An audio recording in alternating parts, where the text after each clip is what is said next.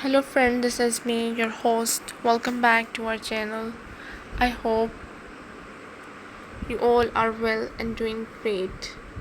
So today I'm back with another video to give a review on another book, which is We Belong Together.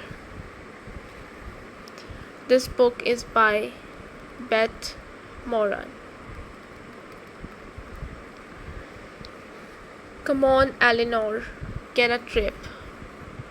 I actually croaked.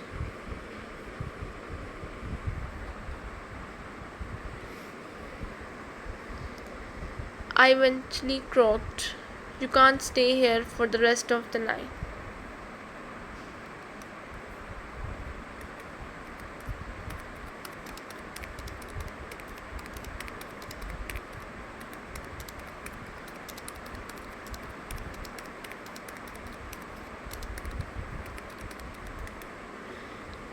Or could I, huddling in the tiny seat?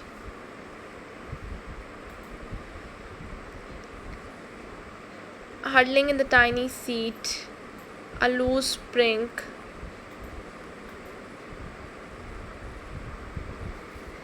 poking into my backside. I contemplated whether the best thing to do was sit it out until the storm cleared and the sun came up.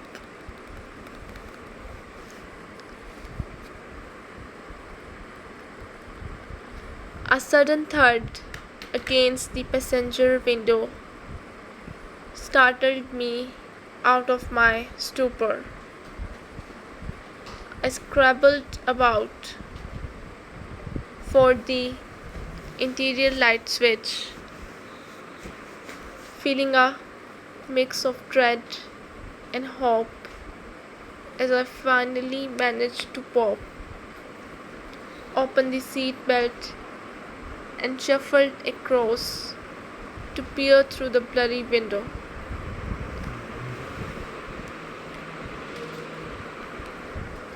The sheep, presumably the same one, I didn't get that good a look.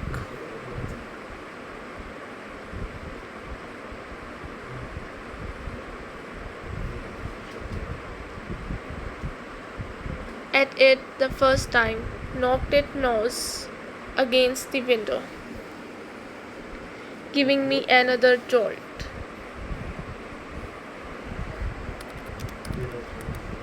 Slumping back into the driver's seat.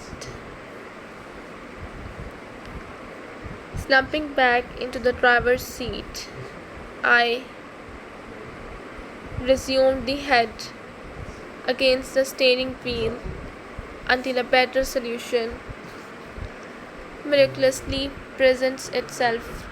Position.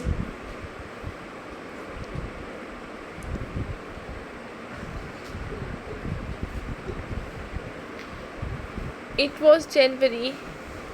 4 days earlier, I had celebrated the New Year ripe with promise and potential.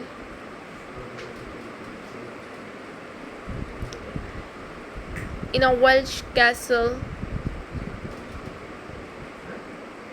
surrounded by the rich, famous, and generally fabulous, wearing an outfit that came with the compliments of a hot new British designer.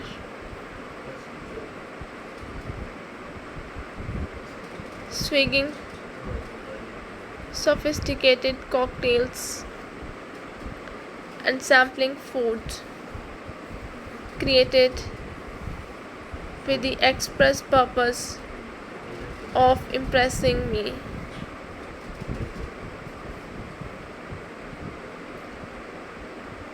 As the revelers chanted down to midnight, I leaned over and kissed my gorgeous friend who whispered that this would be the best year ever.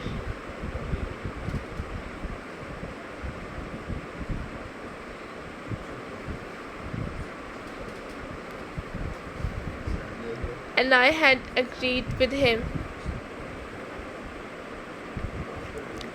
Now, half buried in a ditch, the dirty remains of my life spilling across the back seat.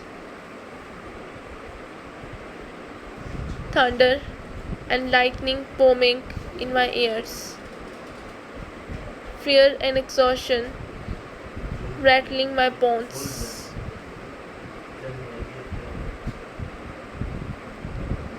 I changed my mind.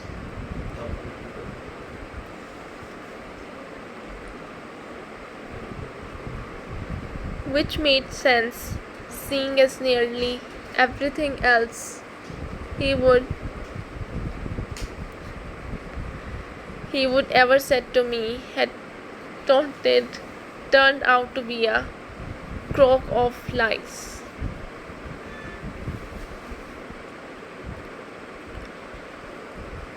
But enough wallowing if the sheep wasn't going to help. I would better come up with another plan. I grabbed my phone from my bag and clicked to contacts. Okay, who to call?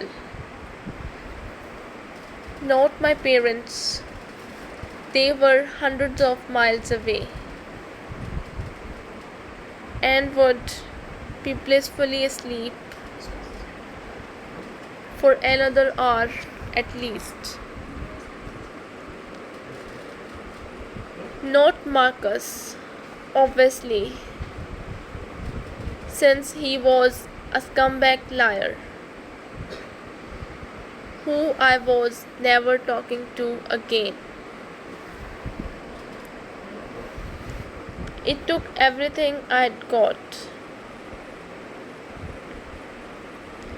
All the tattered shreds of courage and determination that had probably not been that courageous or determined to begin with, but from some previously untapped reserves.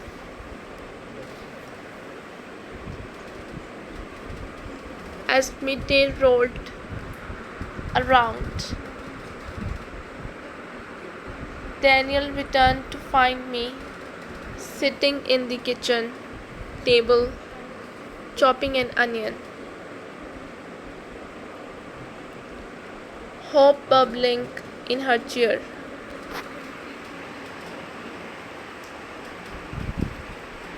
Showered, hair brushed, and dressed in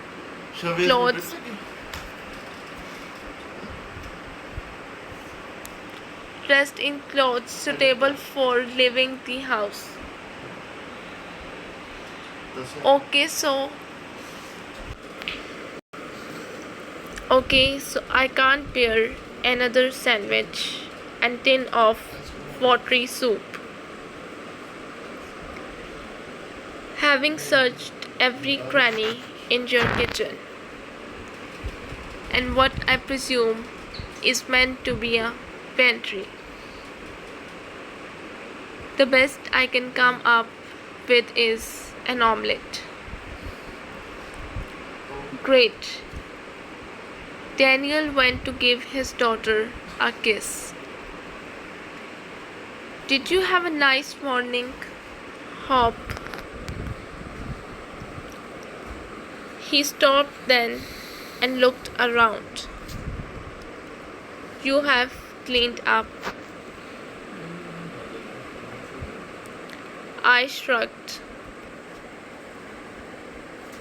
I have made a start.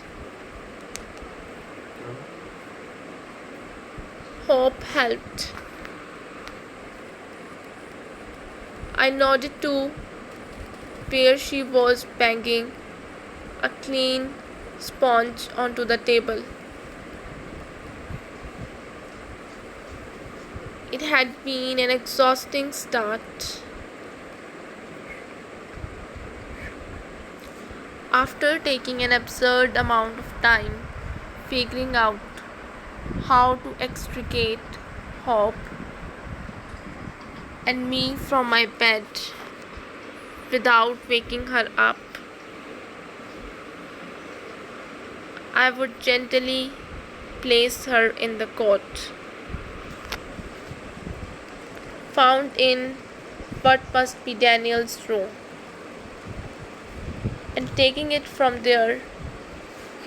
Daniel's room, unsurprisingly, followed the shabby, unchecked decor of the rest of the farmhouse. It was a health and safety hazard, just kicking my way through the debris on the floor to reach the cot.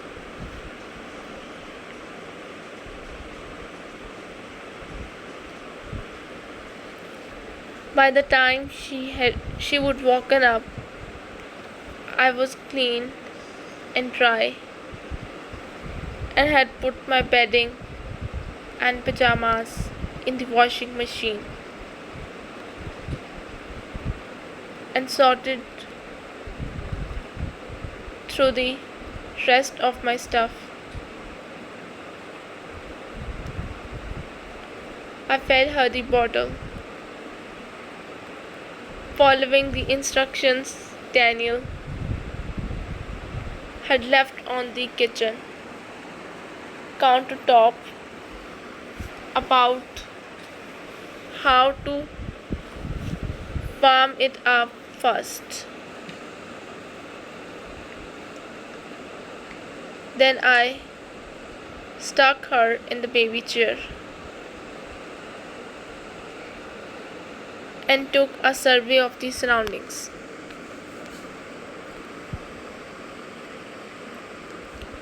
I thought about the sparkling kitchen in the tufted duck and shuddered at the comparison. I had reached a point in my life where I had little idea of who I really was.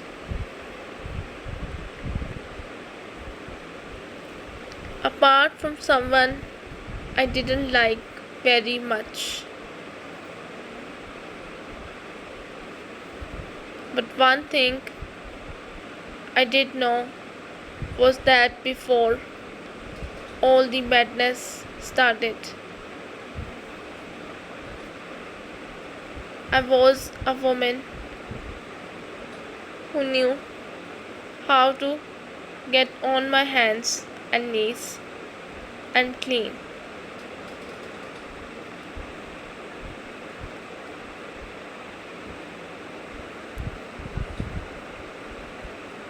By the time I had maneuvered the pushchair through the heavy door, the woman was scuttling back down Old Main Street.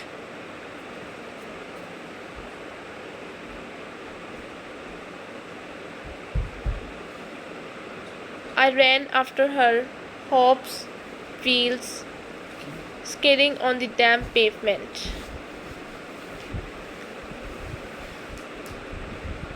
"Hello," I called. "Hey, can you please stop for a moment?"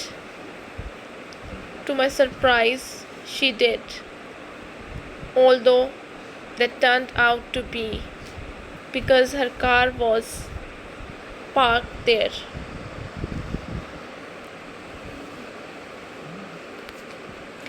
I upped my speed and reached her just as she wrenched the door open.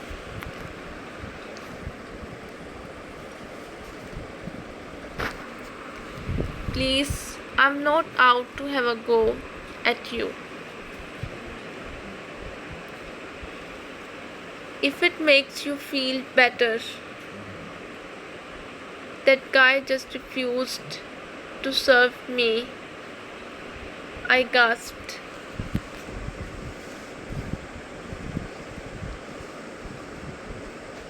She paused, her curvaceous frame half in and half out of the car.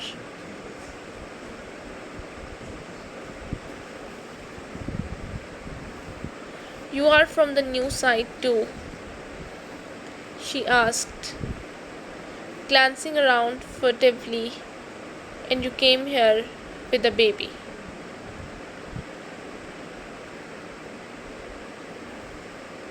No, I replied, then added quickly as a look of alarm reappeared. And she made to slam the door shut. I am not from any site. I am from Windermere and London,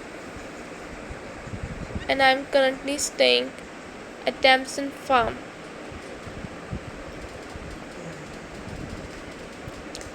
So what do you want? She asked.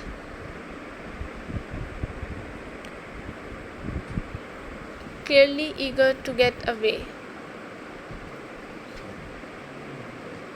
I want to get across the river so I can buy Hope some bananas.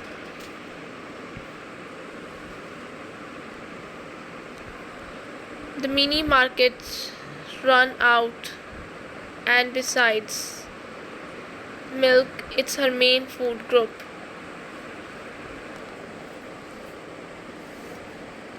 You can't get across from the village. Have to go back to the main road.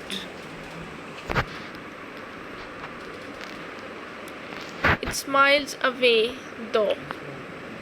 It will take hours to walk there and back.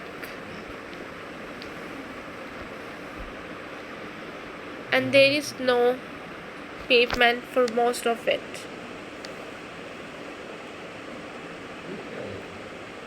She looked up and down, sizing us up, while still half in and half out of the seat.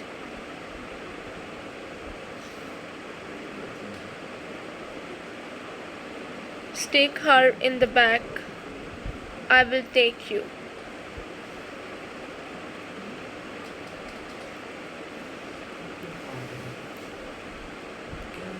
I thought you were short on time.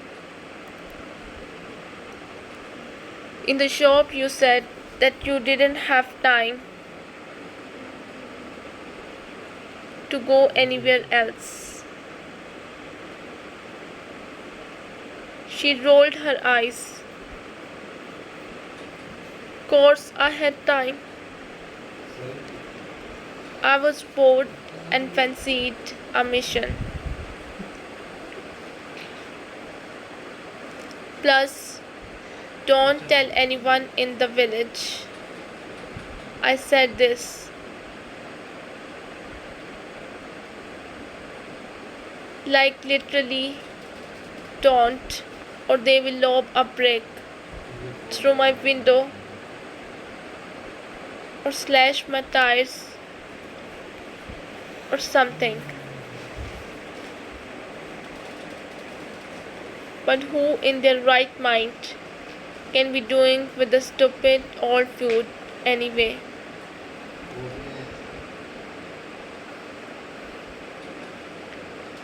And the pleasure I get from knowing Jace is smoking cigs from the old side is worth at the risk.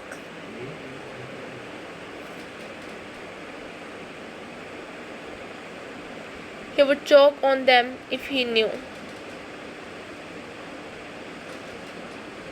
she cackled, eyes glinting, and I started to wonder if a lift was a bad idea.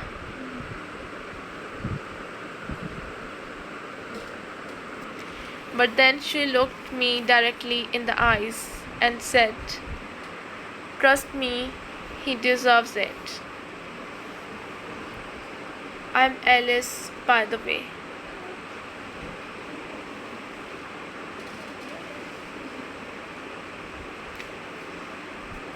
Right, who's up for some vision crafting? Vision whatting? Simon asked, glancing up from his phone.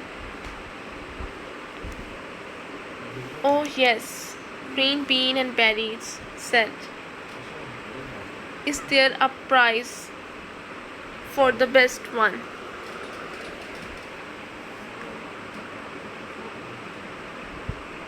"Do we get a grade?" Her eyes went round with excitement. "Or a certificate?"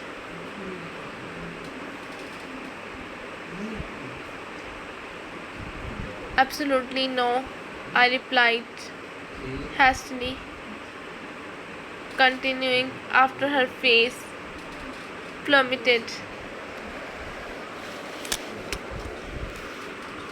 "As you have already heard, Damson Farm is about you being you. It's your vision, your craft. How can any of us judge or critique or grade someone at being their best selves?"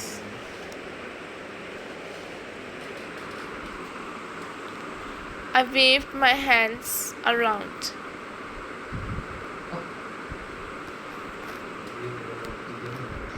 Trying to remember how Becky managed it the evening before.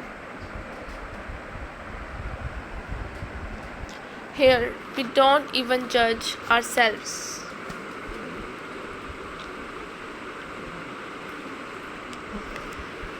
So, to repeat, what exactly are we going to be doing? Simone asked, not even bothering to look up this time.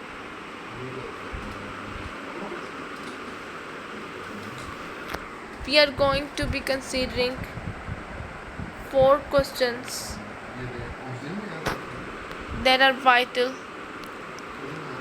in the quest to reconfigure our lifestyles to become our best selves. Who we were,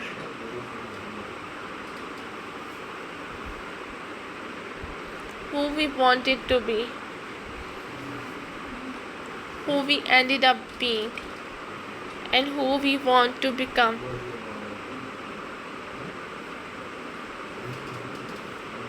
Some of you here have spent the past 10 years running yourself into the ground, chasing what you are supposed to want.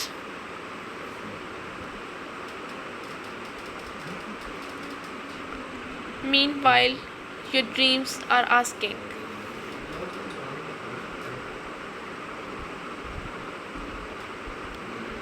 what happened to opening that cafe in the Alps? Where are the dogs we were going to rescue? You promised me we were going to learn the cello. Try an open mic poetry night.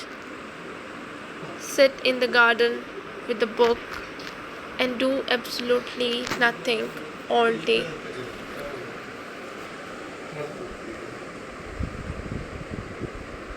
So once again,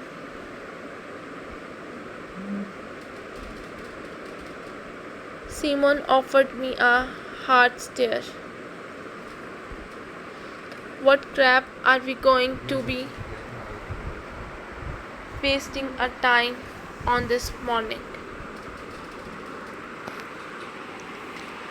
I'm cutting out pictures and taking the other craft stuff and sticking it on these plant pots.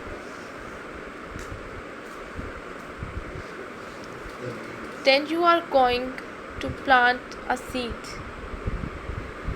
Take it home and watch it grow, surrounded by your new vision. Oh, that's actually really symbolic, Saskia said.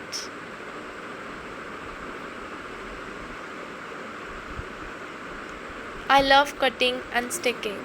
It was my best subject at school.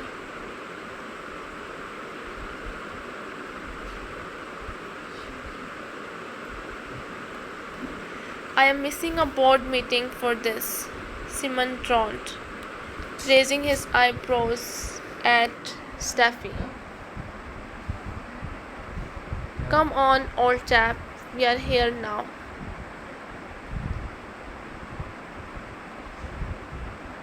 Might as well get your money's worth, Steffi said.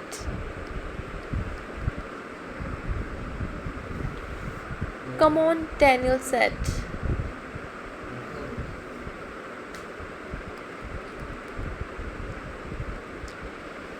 His breath warm against my neck. Becky's wondering where you are.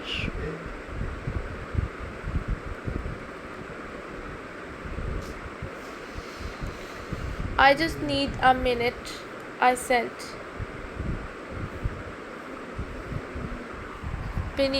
Breathing slowly to avoid retching in front of him. No, you need to get back to your event. Any second. Now someone from the news site is going to turn up and you need to be there to provide the voice of reason.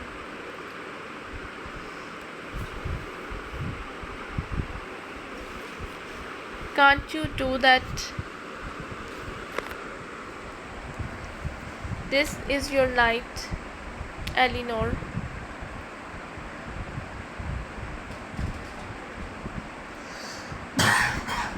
I'm not about to steal your glory. He twizzled me around to face him, taking one look at my stricken expression before pulling me into the warmth of his soft jacket.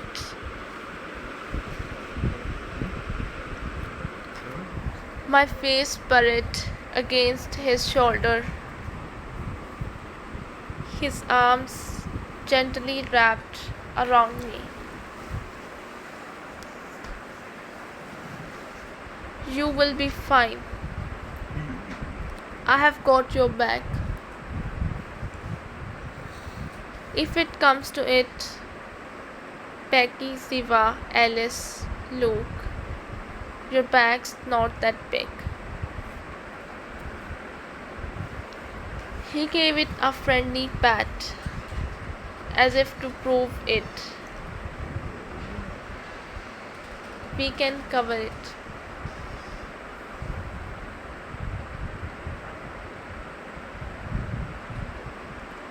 Why didn't you tell me this was a terrible idea and ban me from using your barn?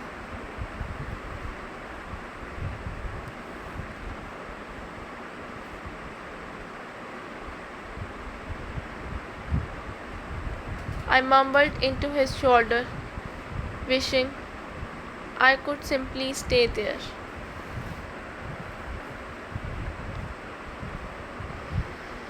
Because it's not.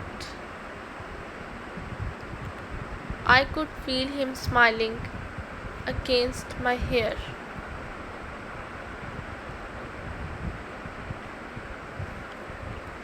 How could one moment be so full of horror and so deliciously lovely all at the same time?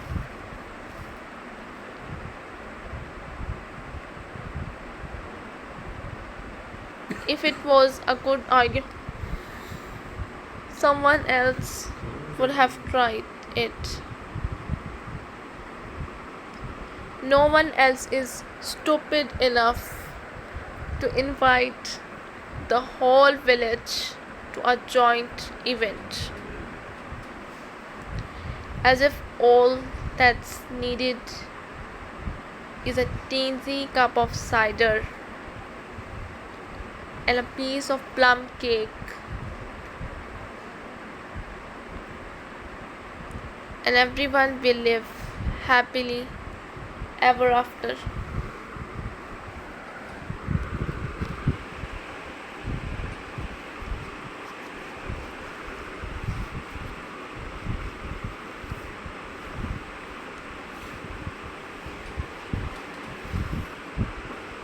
Maybe that's because no one else is brave enough. He paused. My sister invited the whole class to her birthday party every year without fail.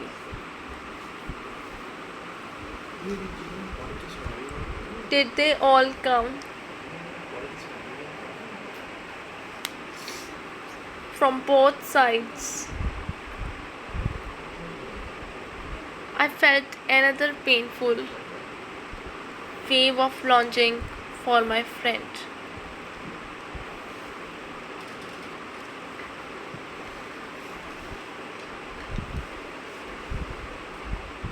No, to my parents' relief, but she kept on trying anyway.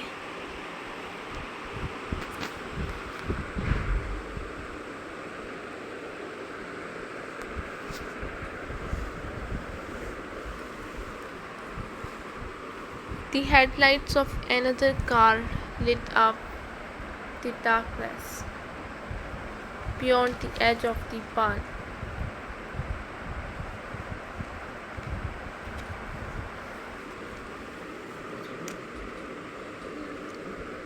Come on, you are freezing. And as much as I believe in you,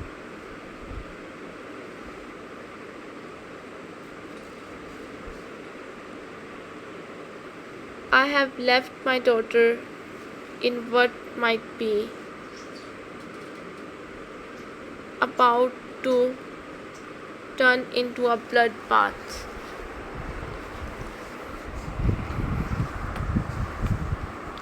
I made a groan of protest. Eleanor, you started this.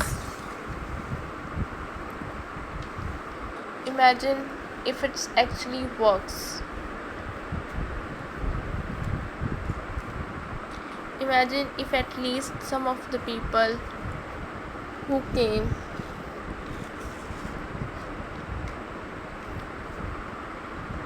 decide to stay and mend some bridges.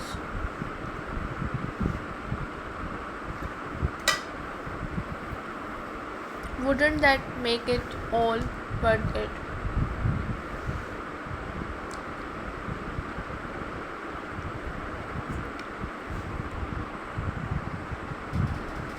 The restaurant was quiet as expected on a Tuesday night.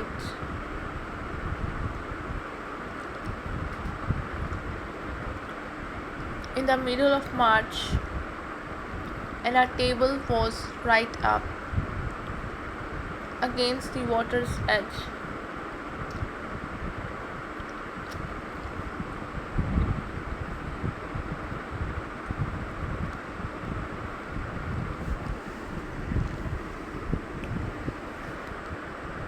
The sun had already sunk behind the mountains, but I could have watched the moon glimmering on the gentle waves all night. "Do you miss the lake?" Daniel asked.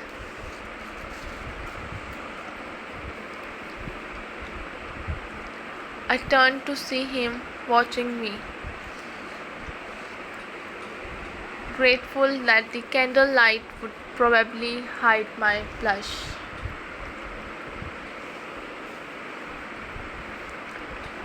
Sometimes, I shrugged.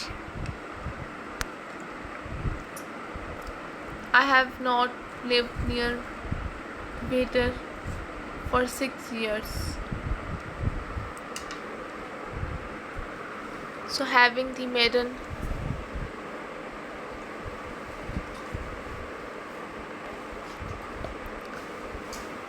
nearby is brilliant.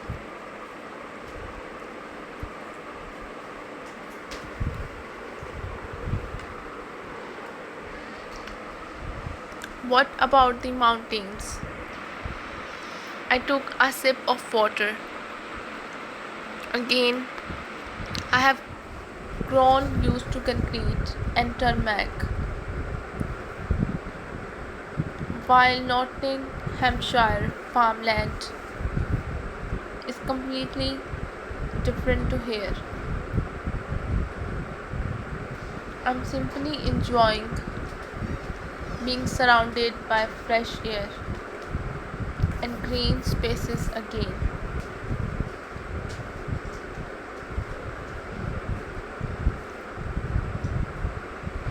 Good, he smiled and nodded. We both took a sip of water and did some napkin straightening,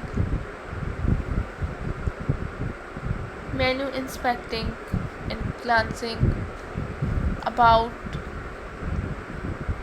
while we tried to remember how to make conversation at a dinner table.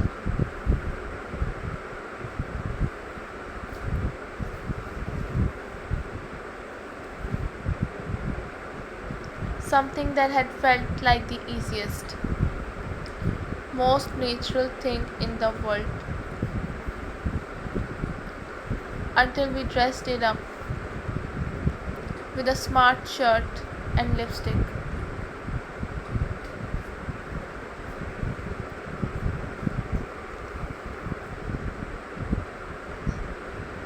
This trip is the first time we have been off the farm together since you found me in the ditch.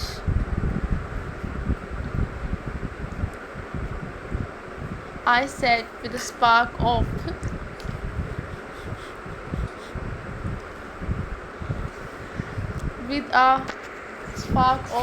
realization. Daniel looked up at me through lowered eyelashes. That's the main reason why I came. Before he could say anything else, or I could remember how to breathe, the waiter arrived to take our order. And by the time he had left, I had thankfully regained the ability to look in Daniel's general direction and open my mouth at the same time.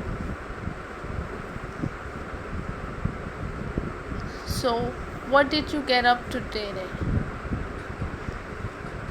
I asked, At the exact same time, he said, "Did you have a useful day?" Two awkward laughs, which only made me feel even more awkward. Until thankfully Daniel plunged in and answered the question. I visited an orchard. Oh, we paused while another waiter produced our wine with a flourish.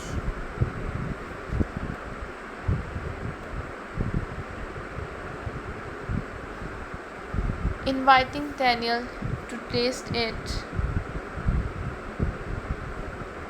while completely ignoring me until he would have the go ahead to pour a proper glass.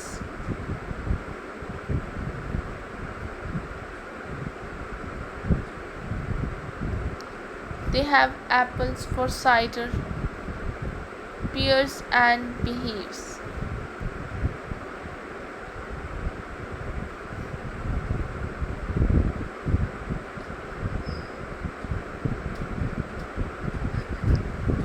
It was 5 o'clock and a distinct nip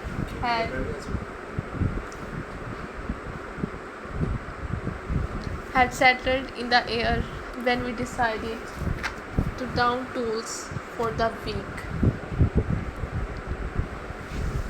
Luke was also finishing up.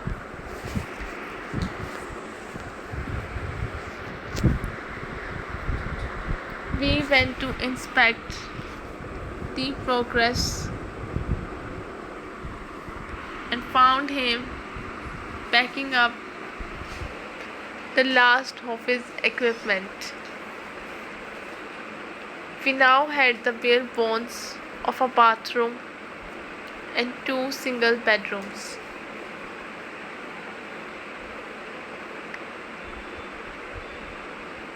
On Monday, the shower and other fittings would arrive, and we would be able to start painting the bedrooms.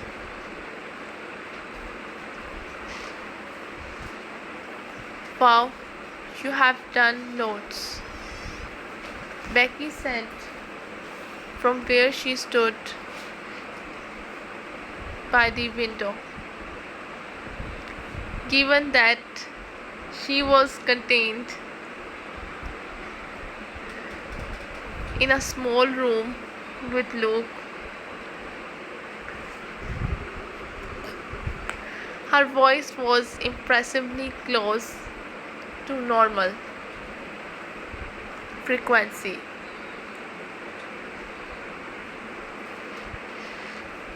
You must be ready for the weekend.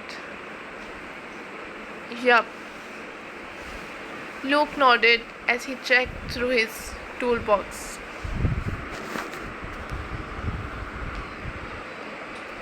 Any plans heading to the boatman? I have always wanted to try the pie at the boatman. Alice says they are amazing. They are not bad. Luke clicked the toolbox shut, like with a pinch.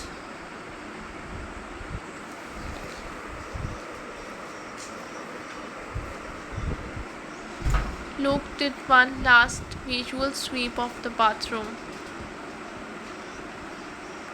It was a good job. He scanned straight past Becky because she looked about ready to melt in a pile of molten mortification.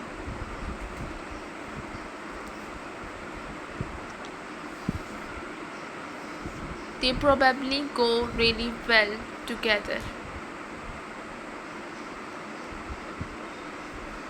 It's a classic combination. Luke picked up his toolbox and walked the 3 steps to the doorway, where I stepped back to allow him past.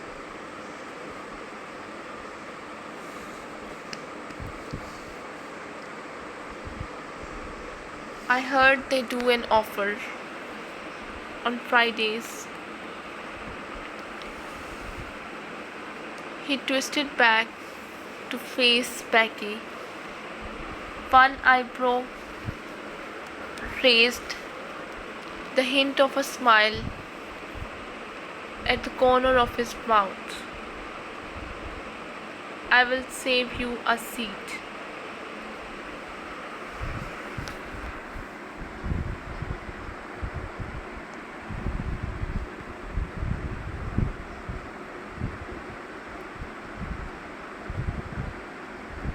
And then Luke Winter swung down the stairs and into his van before Becky had time to collapse into the space where the toilet was supposed to be.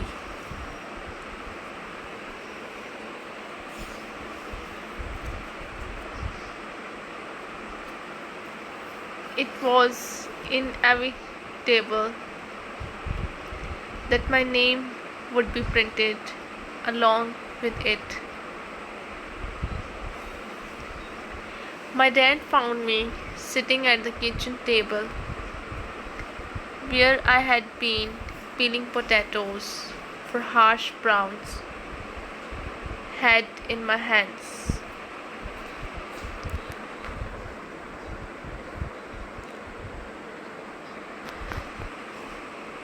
Eleanor, is there something wrong?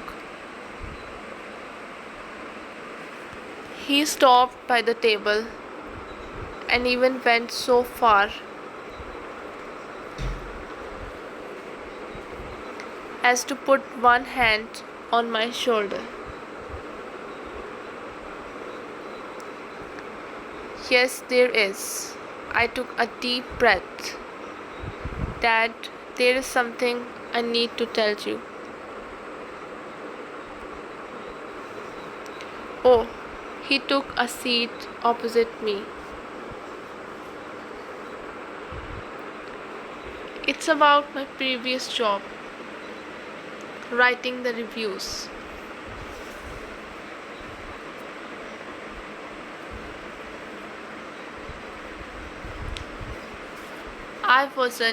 It wasn't quite. I mean, have you heard of Nora Sharp?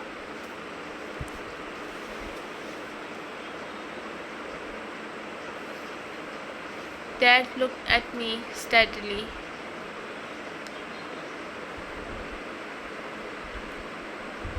He let out a little huff and tapped his fingers on the table a few times.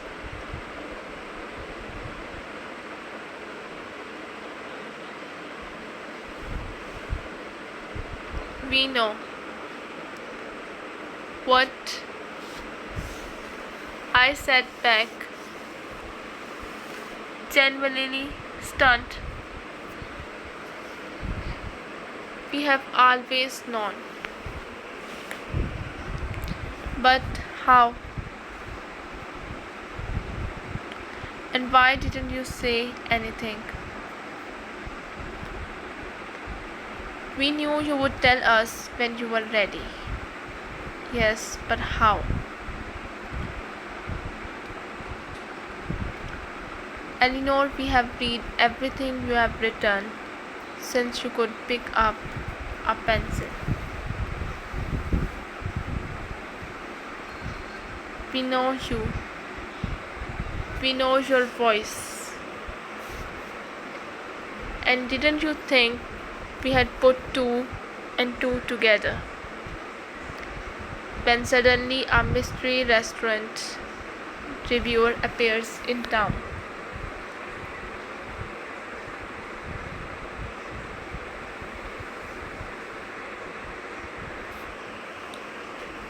Coincidentally, the exact same time, you suddenly develop a social life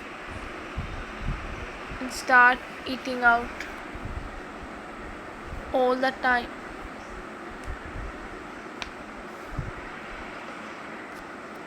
He raised his eyebrows, but his face was kind. But then I moved to London and could afford to rent a flat in the capital on the income you made from the little blog.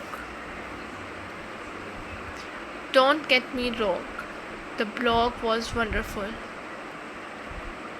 but not big city apartment wonderful. Didn't you think it was horrendous? His brow creased, adding even more wrinkles. We thought the reviews were balanced and fair. Anyone working in hospitality would agree. We also, of course, found the memes and the clickbait headlines awful. But we knew they weren't you. That image wasn't you, and we believed you would find your way back in due course. You were miserable and in a perverse way. The more miserable you got, the more we felt sure you would give it up. We talked about how hope had grown in the past few weeks. It was her birthday in a few days, and it looked as though she might even be walking by then.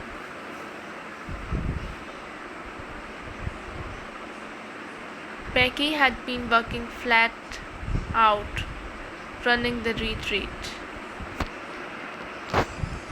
absolutely convinced that her business partner simply needed a bit of time.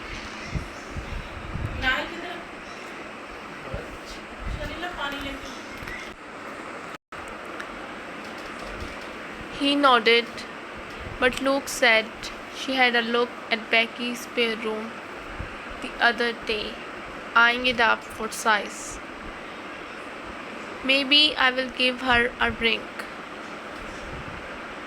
Tell her how putting off making the right choice only leads to regrets later on.